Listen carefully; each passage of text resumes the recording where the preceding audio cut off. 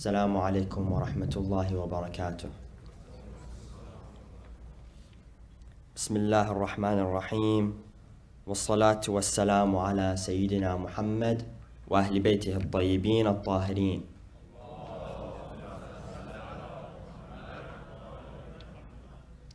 Last night I began with the question, why do we, the lovers of Ahlul Bayt, love Hussain? And inshallah tonight I will be beginning with the question, what were the characteristics of Imam Hussein's companions? The companions of Imam Hussain came from many different backgrounds. Some of them were old, some of them were young. They also came from many different places. Some of them were from Hijaz, some of them were from Kufa, some of them were from different parts in the Arabian Peninsula and surrounding the Arabian Peninsula. But they had some characteristics that they all shared in common. Tonight I will be just going over two of them, and they are their ikhlas, their sincerity, and their ibadah, their worship. The first one, their ikhlas, their sincerity. Each and every one of Imam Hussein's companions stuck with him until the very end. Unlike the people of Kufa who betrayed the Imam, his companions stayed at his side until they had to sacrifice their own lives. Even when they were given the chance to flee to safety, they still decided to stick by the Imam's side. We've all heard the story about how on the eve of Ashura, on the night before the battle, Imam Hussain gathered all of his companions in a tent.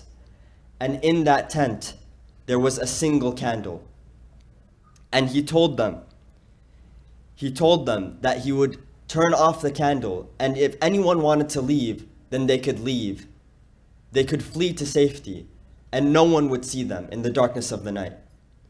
And so he turned off the candle, and after a few moments, he lit it back again. And when he relit the candle, he saw that none of them had moved from their places. They had all stayed. They knew that they were going to die the next day, but they had stayed. Why? Because they had sincerity. They knew that what Allah subhanahu wa ta'ala had planned for them was greater than even their own lives. Now, this doesn't necessarily mean that we should put our own lives in danger for the sake of the truth. But what we see from this example is how sincere they were in what they believed in. And this is something we should learn from them. The second point is their ibadah, their worship. The Imam's companions did not forget about Allah subhanahu wa ta'ala and their worship towards him even for a single moment. It is narrated that again, on the eve of Ashura, the night before the battle, the Imam's companions spent the entire night in prayer and in dua. So much so that there was a sound of like a soft humming or buzzing coming from the encampment of Imam Hussain throughout the night because of their prayer and their dua. And even though this was probably the most stressful night of their lives.